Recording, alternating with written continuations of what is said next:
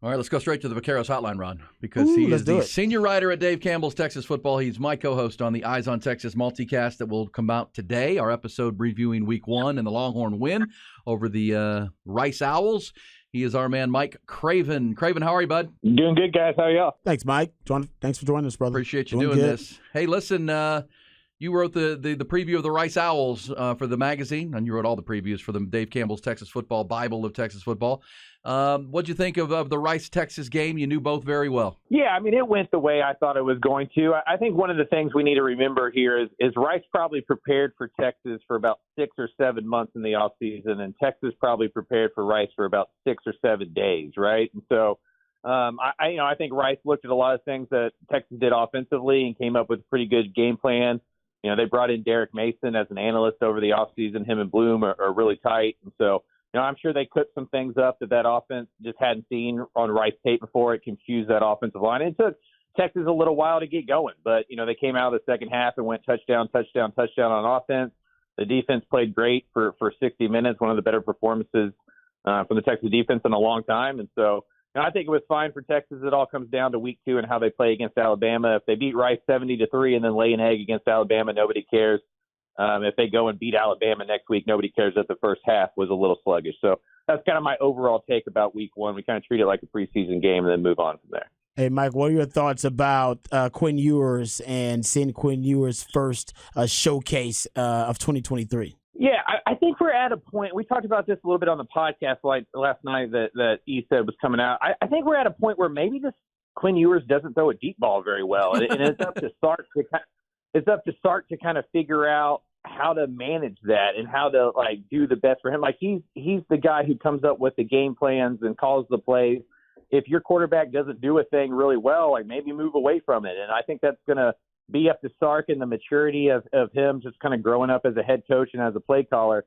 You don't need Quinn Ewers to be Troy Aikman or Trevor Lawrence to go win a Big 12 title and play in the college football playoff. You know, Max Duggan did it last year, and he wasn't, great in every single aspect of play. So I think we see Quinn Ewers as this 5-star, perfectly rated prospect out of 24/7 and just think he can do everything, but maybe he can't. And if he's not a great deep ball thrower, then it's up to the coaches around him to figure out how to manipulate that and keep that from being a problem. Preaching to the Rod Babers choir right there, Mike Craven. If he doesn't throw the deep ball, don't throw it. But can Sark not have the deep ball as part of his offense will become a problem or a conundrum to figure out, the deep ball dilemma. Hey, Mike, because for Dave Campbell's Texas Football, you're going to go to 13 different stadiums this year in the state of Texas to cover 13 different programs. You were at TCU this week to see the incredible debut of Deion Sanders and the Colorado Buffaloes. You said you saved your press credential because that one felt like it might be one of those seismic type of games with Deion Sanders and his impact on college football. Yeah, I mean, it was one of the more surreal things I've ever been at, right? I mean, even 2-3 hours before the game when Deion got there, it was already a show. Everything he does is a show. He's just charismatic in a way that is rare for football coaches. And so I just think the way that they go about talent acquisition, and you watch Travis Hunter and you watch Shadir Sanders and just the magnetic nature of Deion, that team's going to be one that we watch every single week. Like Fox Big News kickoff was supposed to be in Lubbock for the Texas Tech-Oregon game, and that loss at Wyoming probably ruined some of that. But they're just kind of following Deion. They're going to Boulder now to watch them play against Nebraska. Big 12 football, because of Deion, is going to be must-watch in 2024 and beyond. And I think that's some of the point, right, is he kind of knows how to get eyeballs on those guys. And I was absolutely floored by how well they played. I think the transfer portal is probably going to get less boogeyman now. I mean, you saw what Texas State did to Baylor with a bunch of transfers. You saw what Colorado did to TCU with a bunch of transfers. SMU looked really good with a bunch of transfers. So maybe that kind of roster building won't be as much of a bugaboo moving forward because of the success some of these teams are having. Hey, Mike, what were your thoughts about what you saw from the Baylor Bears losing to Wyoming? Oh, gosh. Yeah, it's hard to figure out what Baylor is, right? And when a coaching change happens and you win a lot of football games early on, that whole conversation happens about well, did you just win with the last guy's players? And if you look back on that 21 team, that was Terrell Bernard. That was Jalen Petrie. That was Abram Smith. That was a lot of Matt Rule, Joey McGuire guys if you look at the recruiting Dave Aranda has done over the last couple of years, he hasn't replaced those with like guys. There's not 7 or 8 NFL players on this team, and there's not 6 or 7 NFL players on that defense. And when Baylor was winning a lot of games in 2021, they weren't scoring a lot of points. You can go back and look at that second half of the schedule. They were winning by scoring 20, 21 points against really good competition.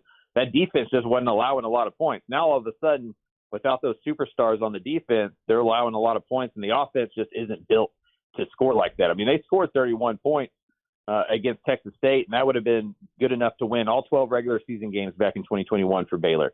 But it's not anymore because the defense isn't there.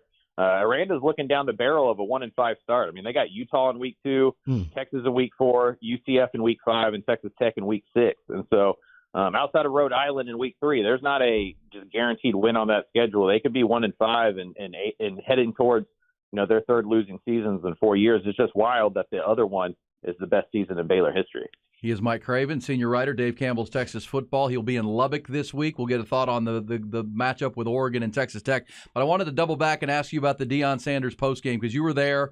We've played a lot of the sound from it. I mean, as you're a big wrestling guy. I mean, you said it. Deion's going to be a show, and it was tremendous theater.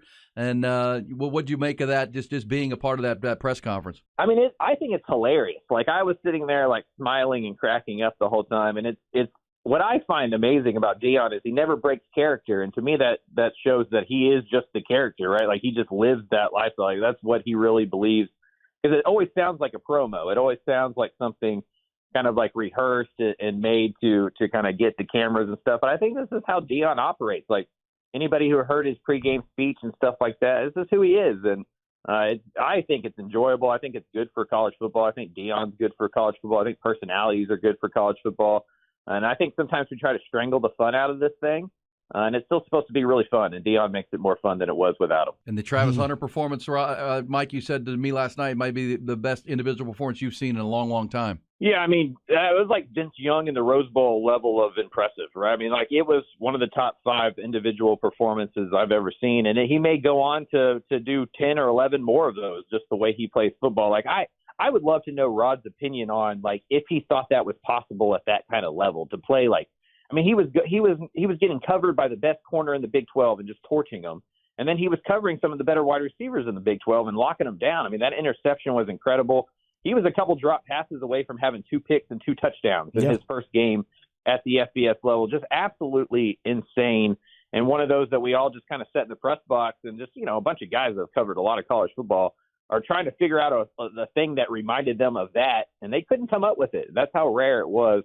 It was an impressive thing to watch and something I'll probably remember for a long time. No, he's basically Shohei Ohtani.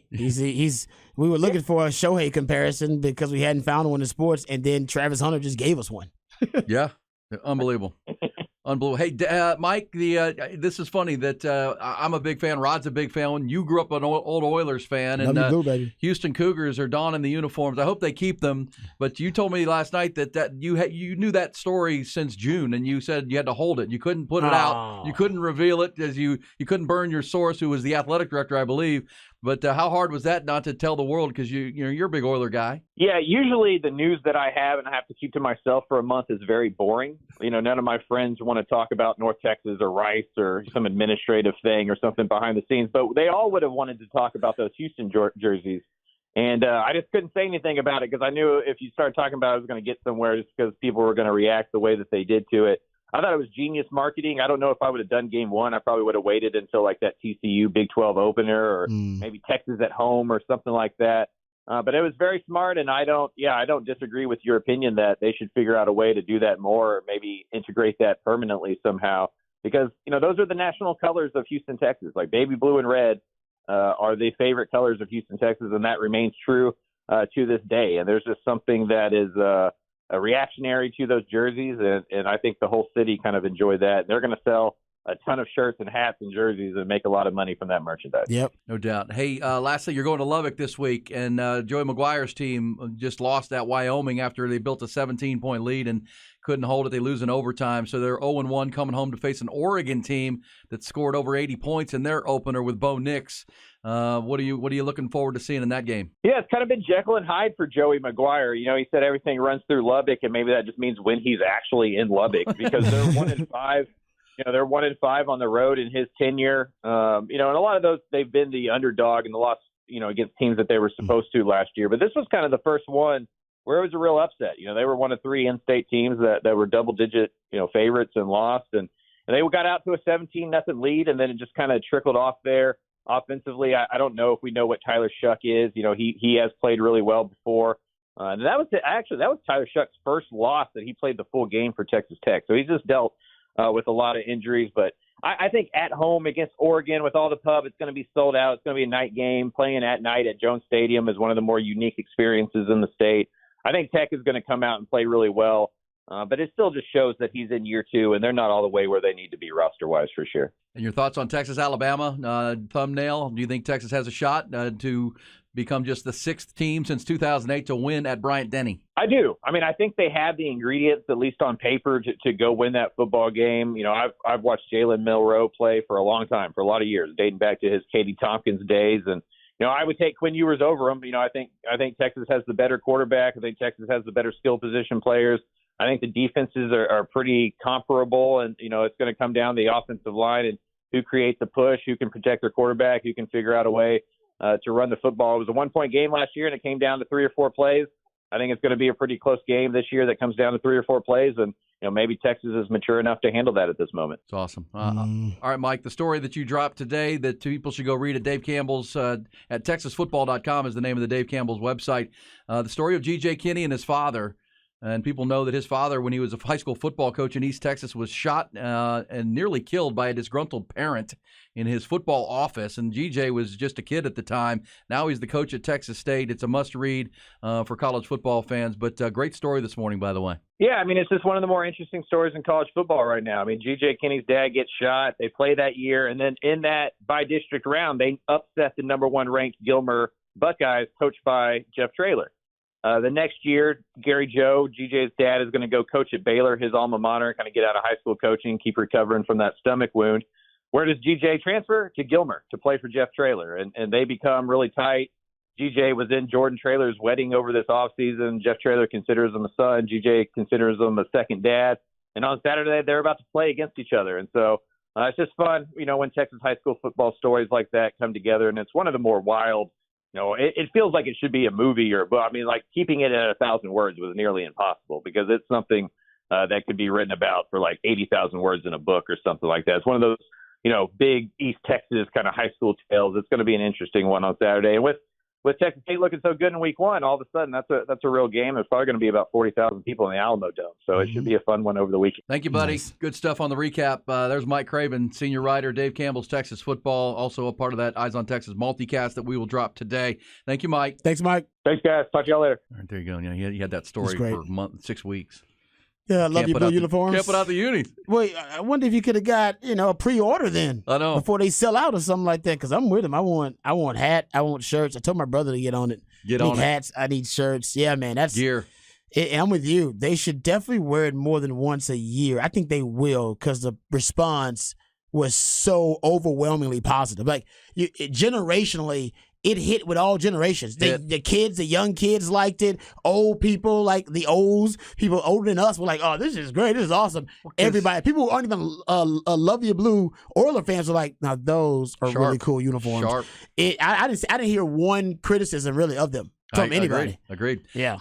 It was a visceral thing for fans. And, man. That's a smart move. Now, they won the game, too. They beat UTSA. And I was a little surprised they beat UTSA, actually. I thought UTSA would win that game. We'll come back and go behind the burnt orange curtain. Also, we'll dabble in some of the Mike's thoughts that, how about Dave Aranda could be looking at 1-5 to start this year if he's not careful. Now his quarterback is hurt. Yeah. Texas Tech playing Oregon this week. Texas going to Alabama. UTSA, Texas State this weekend. Yeah, and I'm glad that he agrees that, listen, it's okay that Quinn Ewers can't throw the deep ball. It's all right. Like it's Longhorn fans are not freaking out about it. It's like it doesn't mean he's a bad quarterback just because he's not good. There's something that you're not good at doesn't mean that your entire skill set should be thrown out the baby with the bathwater. No, you work on it. You got strengths and you got weaknesses. One of his weaknesses is the deep ball. It's just I think for Longhorn fans, it's hard to fathom it's hard for them to fathom. Like, he's got the golden arm that can make any throw, but he can't complete the deep ball.